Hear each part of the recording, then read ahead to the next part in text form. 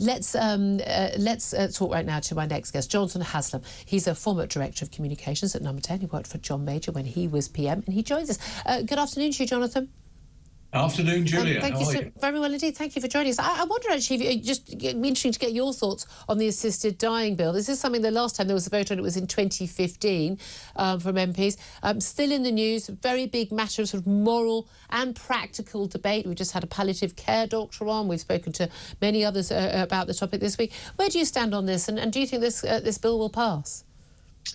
I think that the bill probably won't pass, and that will be a good thing in the sense of I don't think this topic is appropriate really for a backbench bill.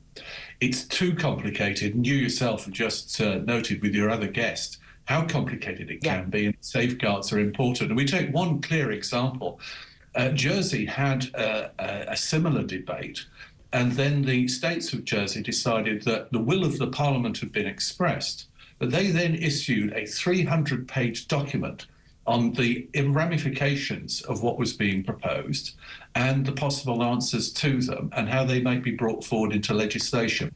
So if we take, for example, the opportunity that Parliament has to express a will, if Parliament says we should go ahead with this, I would like the government then to say, this is too important, and we will take this on behalf of the House. We will give our lawyers and our parliamentary draftsmen the opportunity to draft a wider spread bill, which then can be debated in time.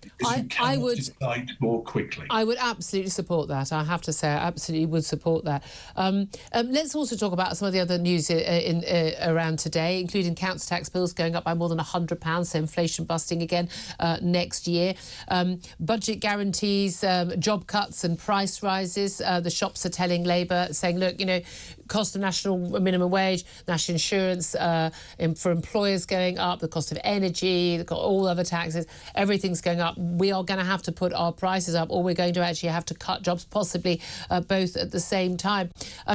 Rachel Reeves, the Chancellor, is making a speech at Manchester House. It's a big sort of set-piece speech from the Chancellor every year.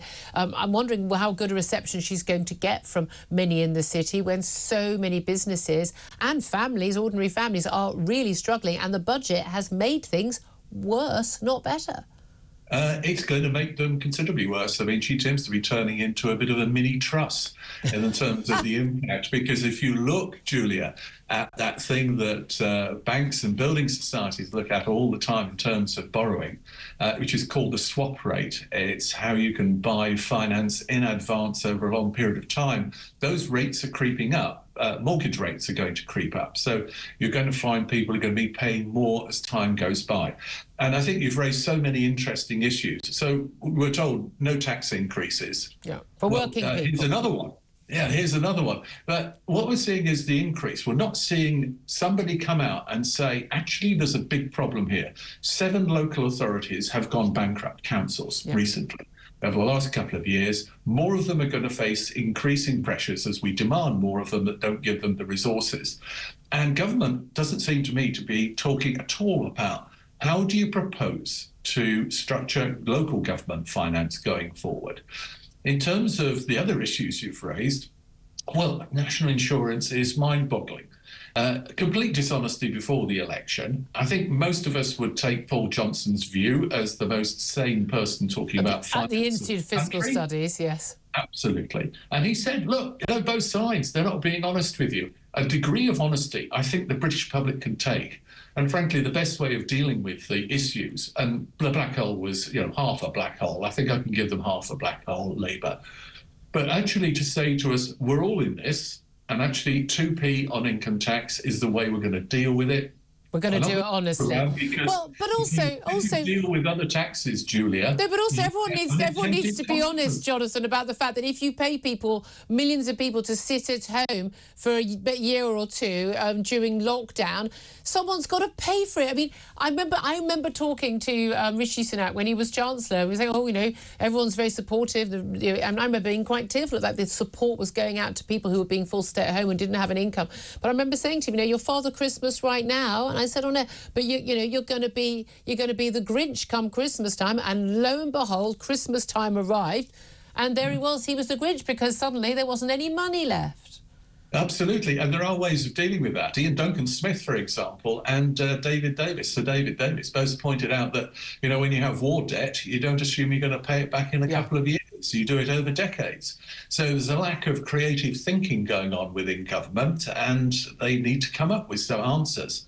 And you know, when you're talking about national insurance, the unintended consequences are there. Businesses need to make a profit.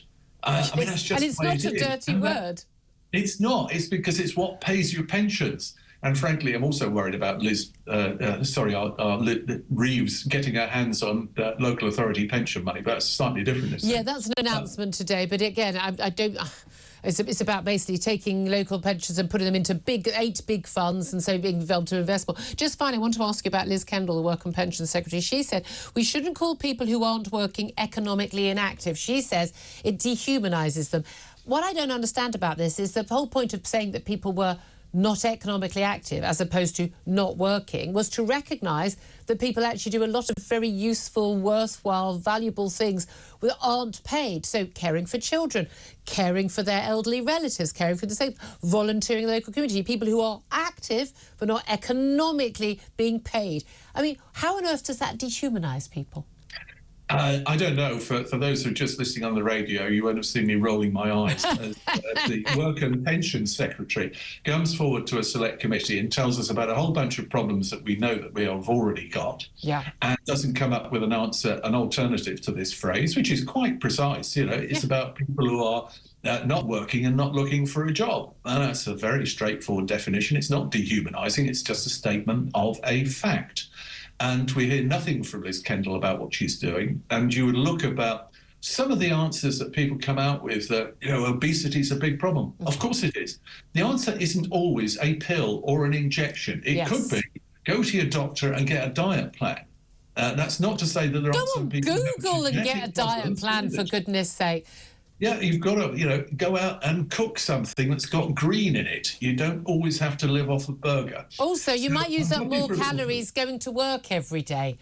You know. Walking to the station, a good thing to do. Yeah, exactly. Yeah, well, apparently obesity-linked benefits now cost the average taxpayer £270 a year. So we're paying for people who aren't actually going to work because they claim their obesity is the problem. But I mean... Sickness benefit, Julia. £9,300 more than unemployment benefit. Yeah. You do have to ask questions. I mean, clearly we've got to look after people who can't look after themselves. But also, there are a lot of people who could do an awful lot to look after themselves. Absolutely. Jonathan Haslam, always good to talk to you. Eye rolling or not, he's the former Director of Communications for John Major at Number 10.